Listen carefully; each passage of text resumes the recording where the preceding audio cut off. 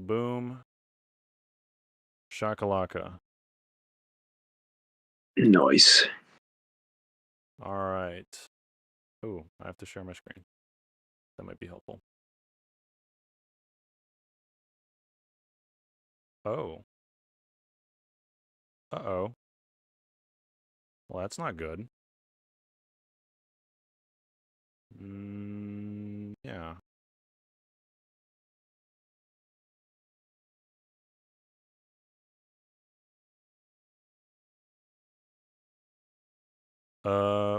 Okay, we're back. No, we're not back. Oh, dear.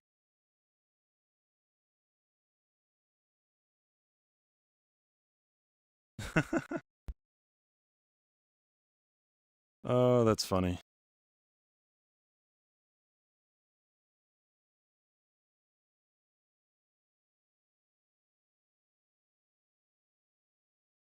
There we Trying go. to, My you know, bad. Hollow Knight? Yep. I know New one? Yeah. So it was that one. Oh, hey, Joris. All right, guys. Sorry Hey. about that. My Discord just crashed the moment I tried to share my screen, but it said it needed an update, so maybe it'll work now. Yep, looks like it'll work this time. There we go. Perf. Okay, fellas. We are doing it. We're live. So, clarity. Last one of these symposiums, I don't know if it was the last one or the one before that, we talked about productivity as war, and we talked about war, how it's a strategy game, right? So, if you want to be a good strategist, if you want to be a good executive, because that's really what's going on. If you're a strategist, what's happening is you have strong executive mindsets. You have strong get stuff done things going on in your head. You're not wasting time on the little things. You are good at delegating. You are good at systematizing and organizing. You are good at figuring out what actually needs to be done that's going to move the needle. Like, that is why, we were just talking about extreme responsibility. People who run companies, CEOs, executives in companies, like, the reason they're there is because they made smart decisions. They had this executive mindset of, okay, how do I get the most done? How do I determine what is signal, what is noise? That's what today's symposium is going to be about. What is signal? What is noise? And this is kind of it's a difficult question to answer sometimes. Sometimes it's really easy, but sometimes it can be pretty difficult. Because there are so many things in this world that seem so great. And I forgot to start the timer, my bad. But there are so many things in this world that seem like such a good idea. Like, oh, that's a great idea. Oh, that's a great idea. Or, oh, there's a really good thing I could do. Like, there's so many opportunities and ideas. But what I want you guys to avoid, and if you got your notebooks out, I'd write this down, is like, you do not want to be an opportunivore. You do not want to be picking up every opportunity. You do not want to be chasing every opportunity. In fact, most opportunities are distractions. They're just bad. Because what happens when you see an opportunity is you start to believe and have hope and get excited. And remember, when you're excited, your decision-making skills drop rapidly, and your ability to do cost analysis is just butchered as soon as you're excited. So you see an opportunity, you get excited, you say, hey, this is the next thing. This is the thing for me. And then you basically drop and reallocate all your resources to this thing. And then when you did that, all of the other fronts that you were fighting are just left burning. And so you keep this up, you're going to be in a cycle of just like constantly starting a new thing, never finishing anything. And then you're like, oh my gosh, why am I not succeeding? Like, I'm doing all the things. It's like, yeah, you're doing too much. And the internet makes this so much worse. The internet gives you constant opportunities. It's constantly putting things in your face. You have so much data to sort through every single day. You're getting hit with like 18 terabytes of human cultural subconscious stream data. And of course, it's going to be nearly impossible to find clarity like this.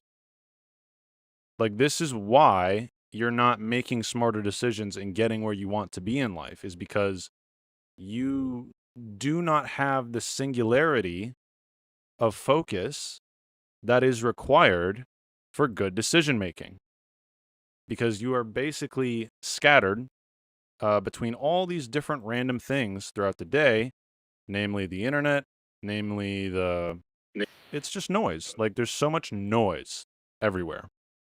And the way I want you to think about it is that really, truly, like 80% of the reality around you is just noise. So you've heard of the 80-20 rule, like focus on the 80% of the thing that's going to get you, or sorry, focus on the 20% of the thing that's going to get you 80% of the return.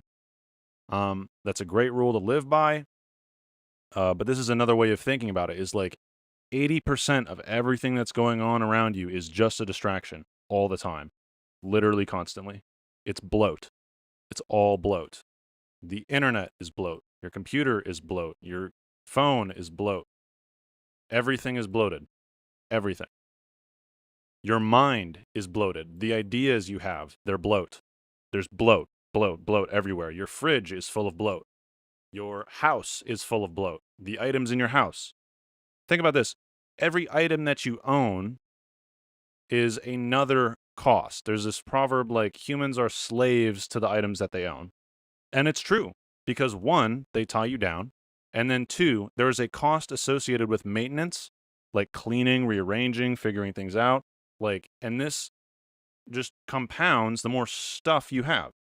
And that's how I want you to think about this. Like, these executive people, these people with like super executive mindsets, the way they're able to do it is they have gotten so good at this fundamental skill of just cut out all the noise.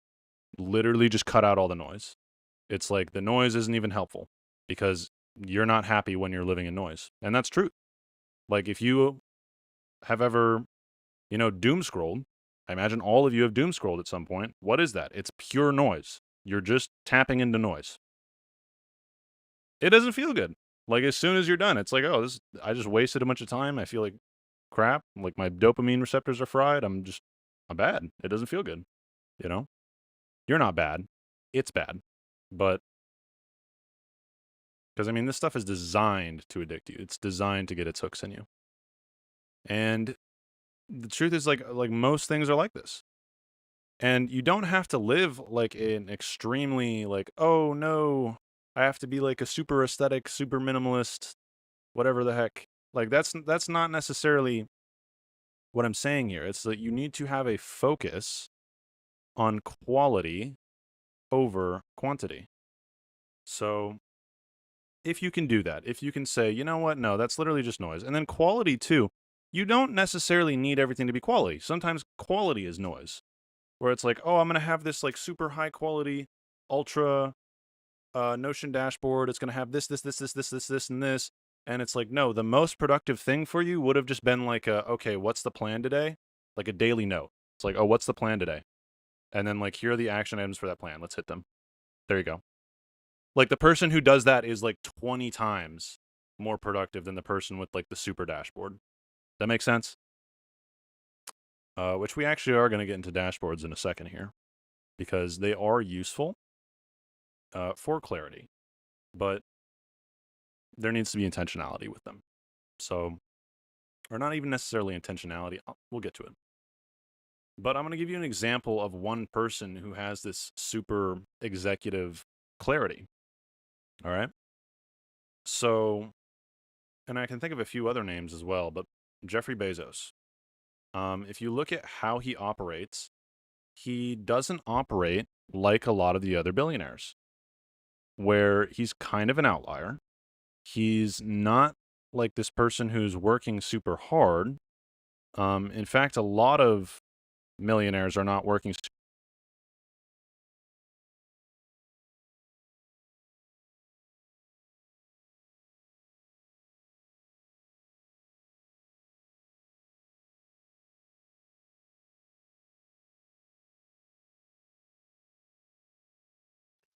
Yeah, did Damien cut out for anyone else? Yeah, I can't hear him. Yeah, it cut out for me as well. Yep, same here. No, I can't. I still can't hear him.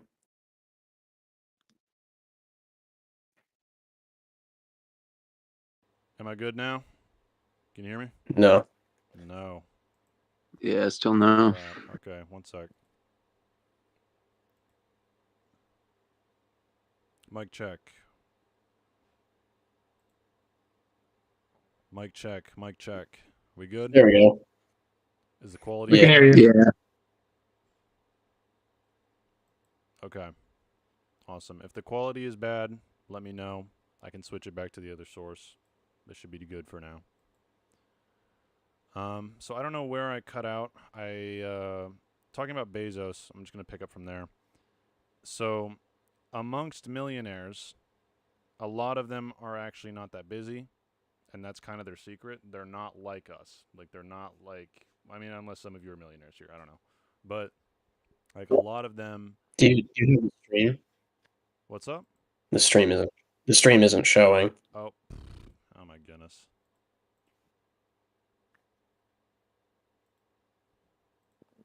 Thank you, Nathan. I forgot. Ah, cool. Yeah, there we go. Nice. Okay. So, billionaires, a lot of them work very, very hard all the time.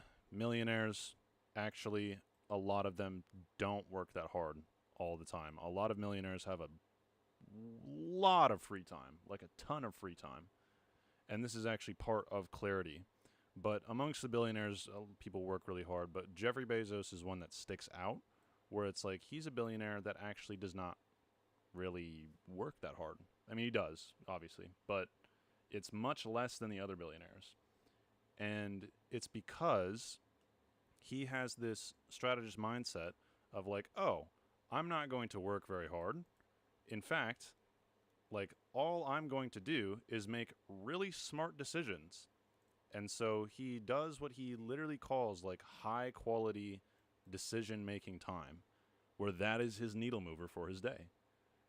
Like, he has things managed by other people, but then he just sits there for like 5 hours and just makes decisions, like really high quality decisions, where he's going out and he's getting consultation, he's collecting data and looking at the data from all different angles, and he is being very deliberate. He's being very intentional. So,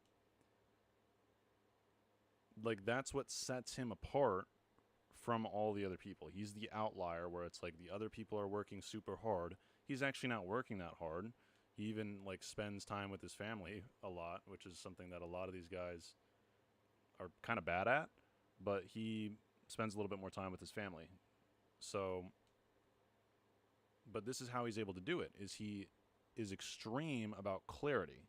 He wants clarity. And this is an odd thing to say, but sometimes clarity is also the bottleneck, where it's like you actually don't need more clarity. You just need to like trust it and go. So there's like this weird relationship that you kind of have to learn to navigate between the two.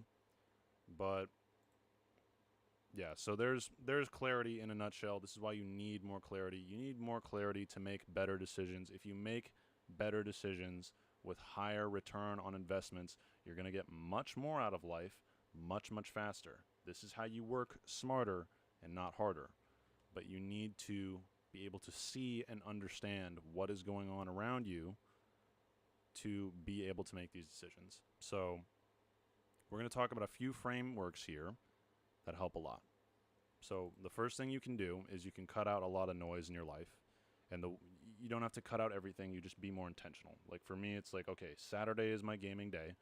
Literally, well, aside from this symposium, it's just like it's do whatever I want day. Like this symposium is the only thing that I do on Saturday that is like a commitment of any kind. And so I have clarity for this day. It's like, oh, it's the symposium and literally nothing else. That's great. Your brain loves that. That creates clarity. When you have like singular focus for a day or for a time block, but really the day is better. The more strong and long your lane is for whatever you're doing, the more clarity you create. And when you have that security, your brain feels secure. Being peaceful, being calm adds to your clarity. Okay, so there's that. That's the first strategy, is just being calm, being extreme about your time management, and creating clarity for the days.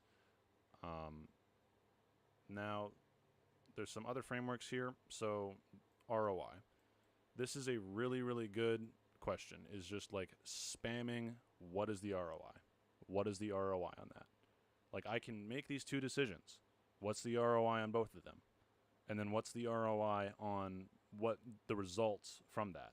Where it's like, what is the maintenance fee of whatever comes from that? If you get And ROI stands for return on investment, right? Yes. Thank you. I'm a little scattered today. But yeah, ROI is return on investment. It's what you get back for what you put in. And this is where you find leverage. This is literally what leverage is you're trying to find the ROI, whereas you're trying to minimize input and maximize output. And I'm going to say something that not a lot of people may agree with, but I find that personally, and I could be wrong, so maybe this is something to experiment with, but I find that personally, just focusing on like what is going to have the highest output basically what I'm saying is like if you live a life where you're only trying to focus on what is the lowest input for the highest output, then you will wind up with stuff like AI slop, where it's like it's not actually high quality. Yeah, you got a high output, but like long term, it's not sustainable. So that's one thing to keep in mind when you're thinking about leverage, is it's like you don't need the input to be like near zero. Obviously, it's better, and that's what you're aiming for. And if there's a way to do it, figure it out. But sometimes having like a low to medium level of input for a high output is so much better. So that's something to think about. But let's see here. But like really, this question of just what is the ROI? You can use this for super small things. Like the other day, I started walking to the store for some reason, even though I have a bike, and I just stopped like probably like a quarter of the way there, and I was like, wait, I forgot my bike. I have a bike. I could be there way faster. I could save more time. But I was like, oh, but I'm already here. And then like at that point, most people's brains would be like, oh, well, I'm already out here. I'll just walk. I'll just like go all the way. But I just stopped and I was like, okay, what's the ROI on my time if I head back and grab my bike? And I thought about it and I was like, yeah, no, I'm going to get there faster if I turn around and like get on my bike and then start biking. And I'll be like twice as fast. Like I'll save a ton of time. And so I just like turned around and just got on my bike, went back. And so you can live this life and have this mindset of just constantly spamming this question of what is the ROI? What is the return on investment? Just thinking about every decision that you could possibly make. What's the ROI? That creates so much clarity. So much clarity. Another framework that really, really helps a lot is the if, then, why framework. So if, then, why. And this is good for if you know something is going well, then this can help you identify where the bottleneck is in your life. Where it's like, okay, If I know I have a high degree of focus, then why am I not getting the results that I want? And then you sit with that for a second. If, then why? And you can just apply this to literally everything. So, if I bought this car and I spent a lot of money on it, thinking that it would be the type of thing that's going to save me money in the long term, then I suddenly feel like I have less money overall over time, even though I made this critical decision that I thought would save me money, where it's like it's not breaking down as often, XYZ, then why do I still not have as much money as I wanted? And then this is how you find your blind spots, where it's like, well, maybe your assumption here was actually false. Maybe it's actually a higher ROI to just kind of burn through junkers, like to just find one old reliable car for cheaper and then just stick with that for a while. And then if it breaks, maybe buy another one. I don't know. This is a hypothetical scenario. I've never had to deal with that. I assume it probably is the wiser decision to buy a better car, but it's just as an example, like if, then, why? You'll find the bottleneck in your thinking or in the reality around you, where it's like, oh, that's why. So, let's see here. Actually, another really good example of this is like, if I feel like I'm kind of smart, then why do I not have what I want?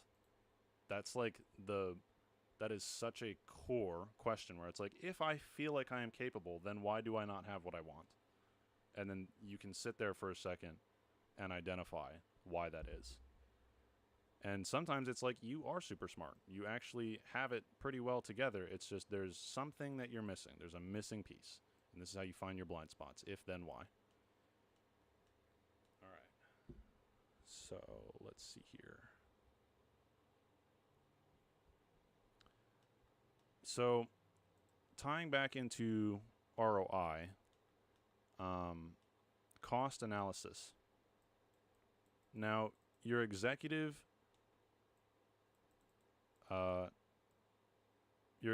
network for your brain is basically triggered by your ACC. Like, so when you wake up your ACC overlaps pathways with your executive dorsolateral prefrontal cortex. It wakes up that part of your brain. We talked about that in one of these symposiums. And this part of your brain is specifically for cost analysis. And so people who are highly executive, same thing with the ROI, because the ROI is almost like a type of cost analysis. But just looking at the different costs, where it's like, okay, what will this cost me? What will this cost me? What will this cost me? Having clarity on cost is actually so much more important than, how'd I put this? Give me a second. I'm going to word this right. Reducing cost is more important than adding what I would call income, but I'm not talking about money. Like, income could also be opportunities. Income could also be a new tool that you're using. Income could also be things like that are supposed to help you make things more convenient. So some of these things reduce cost, where it's like the ROI is good, but then some of them also have hidden costs. And so this is the trick. This is why cost analysis is good, is because if you have this mindset of, I'm going to try and figure out every single cost associated with this thing before I make a leap, right? If you try and figure out every single cost, where it's like, okay, there is a time cost. There might be a money cost, a financial cost. There might be a focus cost. This is something a lot of people don't think about, where it's like, oh, I got this tool that's really going to help me. But guess what? If I get it, it's going to shatter my focus. And then I'll like reduce everything across the board, right?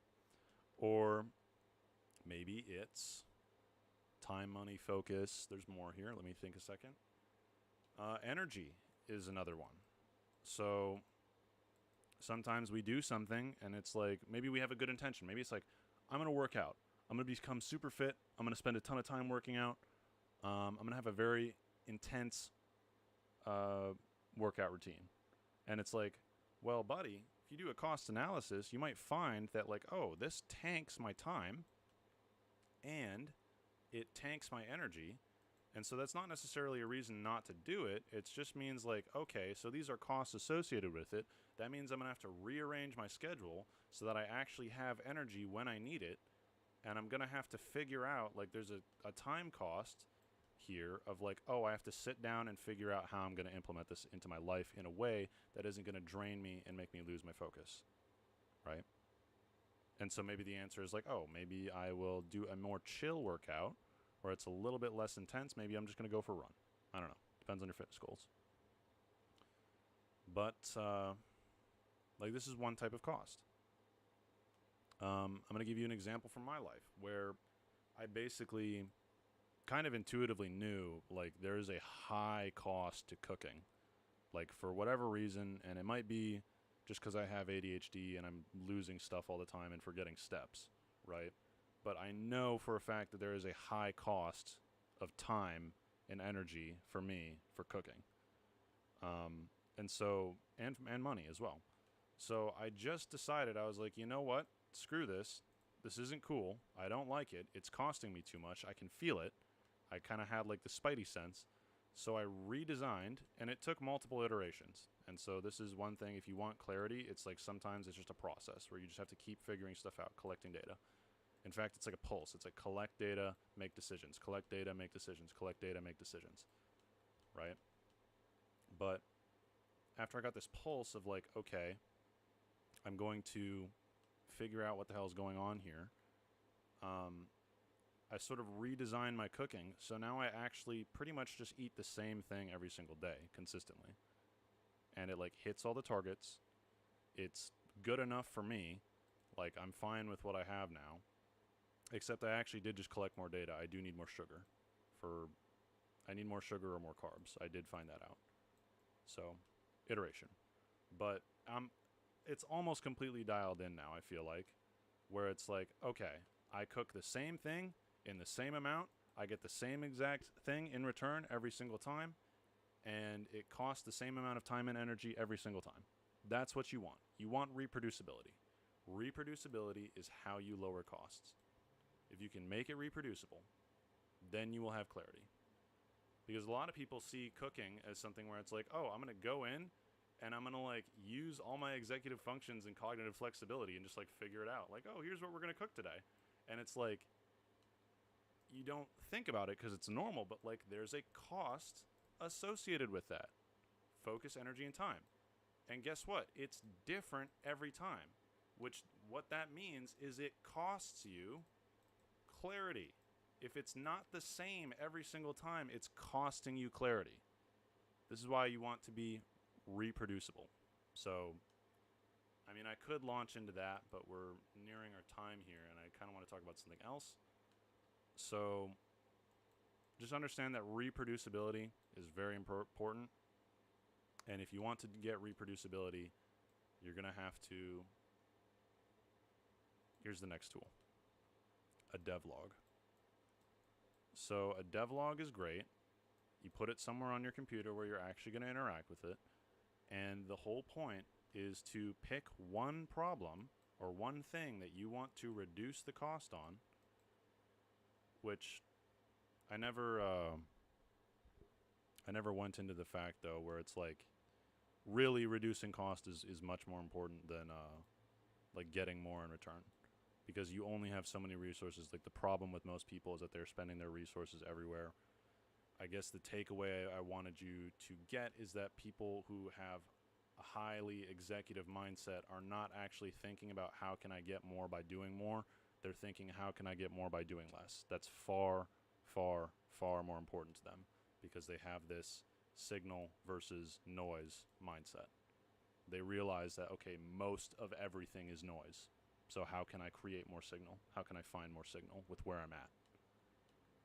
But this devlog will help you do that. So you pick one thing where you want to fix or you want to reduce the cost. Then you figure out, okay, how can I do this? What's the ROI for this? What's the cost for this? I'm going to give you an example. Like, for my diet stuff, I realized, like, I really, really want shakes. Like, I just really, really like shakes, and there were days where I was kind of going crazy where it's like, I just want, like, a sugary shake, like, all the time. And so I was like, all right, I did a cost analysis. What would that cost for me to add into my diet? Way too much is what I got in return. Okay, that sucks. And so I was like, okay, the cost of that is too high. How can I reduce the cost further? And this is like where a devlog comes in. It's like you're basically having this iteration process where it's like you're figuring things out on this one problem and shaving the cost as low as you can possibly get it. That's what you can kind of think of a devlog for. Or if you're building something, it's kind of in the opposite direction. It's like you're trying to up your leverage as much as possible as you're going over time. But you do that through figuring things out as you go along, where it's like, okay, I forged this flow, or okay, I've realized that doing this can save me 20 seconds. And this is kind of insane, but like, it doesn't need to be this serious all the time. But if you have this extreme mindset of like, okay, I'm literally going to be looking for where I can shave like 10 seconds, then that 10 seconds compounds over time, right? And so it's like I've suddenly saved like 4 hours in the month, where it's like that's a whole deep work session. You know what I mean? But this devlog is how you identify those things. And where was I? Oh yeah, so I did a cost analysis on the shakes. Didn't have enough money, so then I like problem solved and figured out like, okay, I can reduce the volume of like the expensive ingredients by like supplementing them for like ice and oatmeal. And then I can also include like a frozen banana, and then I can batch it in an amount where it's like I'm going to have everything batched, and then that reduces the time cost massively. If I make one big container and then chop it up and then eat it over multiple days and have it all prepared ahead of time, right? But so it's like you're managing cost. That's really what I was trying to get at there, is you're managing cost and you're keeping track of this, because if you don't have something to keep track of this and it's in your head, you're not going to have clarity. I guarantee you don't, like, your brain cannot hold on to this much information, which is something that I want to get into real quick. I wish I had touched on this first. Like I said, I'm kind of scattered today. I don't have much clarity today. But let's see. Externalizing things. If you want more clarity, just externalize literally everything. And that is actually the mindset, is I'm literally going to externalize everything. Like, if it's an idea, externalize it. If it's a cost analysis, externalize it. It doesn't have to be in your head. And everything that's in your head, you can think of it as like slippery. It's like sand. It's just going to like fall away. You're going to forget. Or you're literally going to get distracted while you're trying to figure it out, and then it's like you're gone. And so the way you can think about this is like you as a human are just like this flimsy little machine that kind of, like, honestly kind of sucks at everything it does. Like, that's kind of how you can think about it. And so it's like you are not that guy. Like, you are actually not that guy. If you want to become that guy, if you want to be that guy, what you actually do is you make everything else do the work for you, because everything else is actually probably going to be better at it than you. Or it's like, we've done this with the internet. It's like there is no way we could manage the amount of data that we have unless we had the internet. So we made the internet. Now guess what? Now it's like you can go around and study anything. Like, the internet has created massive leverage on how intelligent you can become. And I'd say that's a really good way to use the internet, right? A lot of people don't think about the costs of how they use the internet. But you do that, you're good. I forgot where I was going with this. Oh yeah, just externalizing everything helps create clarity. And then my last tip is, this is kind of coming back to the dashboard thing, is, again, because of how that works, you don't want to fragment your data and your clarity across multiple domains where there is a cost of switching and like trying to dig through folders and find the data. You want everything to be central and as lean as possible. Remember, reducing cost. So what actually works for like having data on everything is like you don't want an app for everything. What I would honestly recommend you do is try and find a central system, which for me right now, I'm kind of being hacky. And like the way I've created a central system is by using Obsidian, which is the tool that you're seeing right now. And then something that it allows me to do is I can go to, it has a bunch of plugins and one of them is this web viewer. So I'm literally like, this is a browser. It's not a good browser by any means, but what I can do is, here.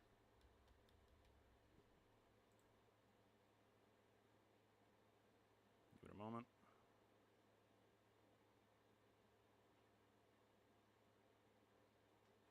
Bam.